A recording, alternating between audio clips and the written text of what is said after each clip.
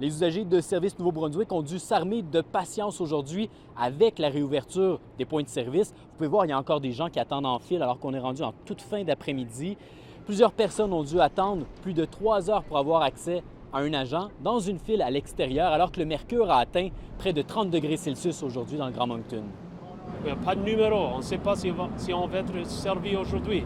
Il y a les bébés dans la ligne, il y a les personnes âgées dans la ligne.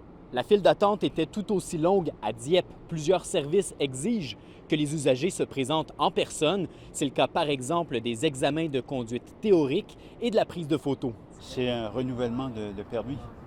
Oui. Donc, ça me prend ma photo. C'est long, mais il fallait s'attendre à ça. À Caraquette aussi, le bureau de service Nouveau-Brunswick a rouvert ses portes. Plusieurs ont bien tenté d'utiliser les services en ligne et par téléphone en vain. Il faut venir payer notre impôt foncier parce qu'on va payer des intérêts dessus. Il fallait que je change les enregistrements, puis ça, je pouvais rien faire. Ben, je trouve que c'est trop lent. Ah oui, t'as arrivé ici, il y avait une filée de monde. Malgré les files lundi, l'utilisation des services à distance a explosé en raison de la pandémie. Le volume moyen des transactions en ligne et par téléphone est passé de plus de 5 000 par semaine en 2019 à plus de 13 000 en 2020.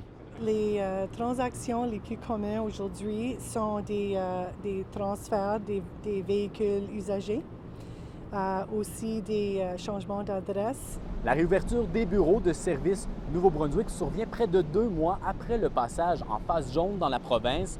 Entre-temps, 12 des 33 centres étaient accessibles en personne, mais sur rendez-vous seulement. Le renouvellement des permis, immatriculation, licences et contrats a été prolongé au 31 juillet 2020. Ici Jean-Philippe Hughes, Radio-Canada, Moncton.